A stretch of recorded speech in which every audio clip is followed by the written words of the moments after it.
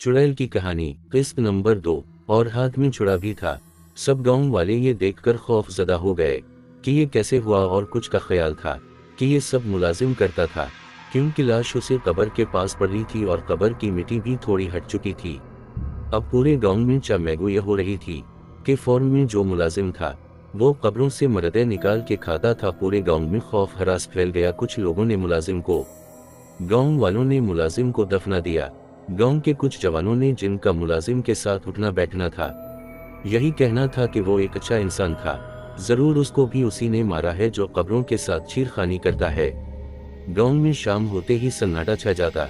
लोग घरों से निकलते वक्त डरते थे। बच्चों को तो माएं दिन में भी बाहर नहीं जाने देती थी। अब गांव के कुछ सियाने लोगों ने मिलकर मशवरा किया कि 2-3 लड़के रात को पहरा दिया करेंगे जब तक ये मुअम्मा हल नहीं हो जाता, लेकिन पहरा चुपके करेंगे ताकि वो जो कोई भी है इन्हें पता ना चले और वो होशियार ना हो जाए।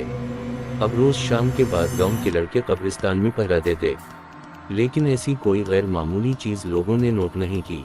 इस तरह कई माह गुजर गए। अब तो उन लोगों को भी यकीन होने लगा कि ये मुलाजिम का ही काम था और पहरा देने वाले भी थकने लगे। गांव के बड़ों ने लड़कों को पहरा से रोक दिया। अब आहिस्ता आहिस्ता लोग मामूल पे आ गए। इस वाक़े को कई साल गुजर चुके थे। गांव वाले भूल गए और अपने कामों में मसरूफ हो गए। काफी टाइम बाद सर्दियों के दिन थे। यह बस्ता हवाएं चल रही थी। गांव में फौतगी हुई थी। लोग कफन दफन में मसरूफ थे। मर्दे को हुसलवाओ कफन दे के दफना दिया गया और लोग सर शाम ही घरों को रवाना हो गए कि ऐसे ही रात के 1-2 बजे का टाइम था। गांव के बड़े वाव जवान बैठक में बैठे थे। अक्सर गांव के लोग बैठक लगाते जहां बुजुर्ग लोग पुराने वक्तों के किस्से सुनाते, जवान और बच्चे गौर से सुनते। आज भी ऐसा ही एक बैठक लगा था और सब मरने वाले को याद करते, उनसे वाबस्ता वाकयात एक दूसरे को सुना रहे थे कि अचानक उनमें मुलाजिम का कोई वाकया निकला। सब एकदम चुप हो गए। कब्रों से छेड़खानी की वजह से इन्हें गुस्सा था मुलाजिम पे। 2-3 लड़कों ने, जिसे आज तक मुलाजिम पे यकीन था कि इसने ऐसा नहीं किया है, जरूर कोई और बात है, वरना वो क्यों अपनी जान लेना। तीनों ने एक दूसरे को देख के इशारा किया और उठ के बाहर निकल आए। ये वही लड़के थे जो मुलाजिम के साथ उठते बैठते थे। बाहर निकल के तीनों कब्रिस्तान की तरफ चल दिए कि दोस्त की याद आ तो फातिहा ही पढ़ाए। उनकी कब्र पर फातिहा पढ़ के तीनों वापस मुड़े तो उनकी नजर जो नई कब्र बनी थी इस तरफ को रुकी, वहां जैसे कोई कब्र के साथ बैठा हो। एकदम तीनों को वो छेड़छाड़ वाली बात याद आ और एक दूसरे को देखकर तीनों ने फैसला किया कि जो कोई भी हवा आज नहीं जाने देंगे। हाथों में पत्थर उठा के आहिस्ता से कब्र की तरफ बढ़े।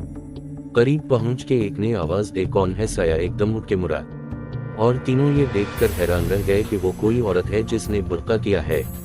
इसके हाथ में छुरी भी है। अब तीनों को पूरी कहानी समझ आ गई कि मुलाजिम को भी उसी ने मारा था, छुरी से। औरत ये देख कर के 3 लोग ने घबरा के एक तरफ से निकलने की कोशिश की और साथ में एक लड़के पे हमला की भी कोशिश की, लेकिन तीनों लड़कों ने एक साथ पत्थर मारे। पत्थर लगते ही औरत चीखती हुई एक जानिब को भागी। छरा उनके हाथ से छूट के जमीन पे गिर गया। एक ने वो छरा उठाया।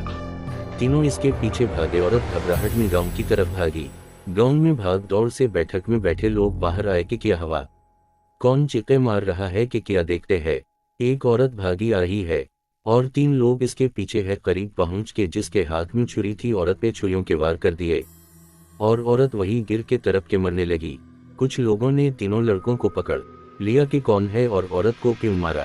तीनों लड़कों ने पूरी बात बताई कि हमने इस औरत को कब्र से मिट्टी हटाते देखा तो ये भागी और आखिर में पकड़ के मार दिया।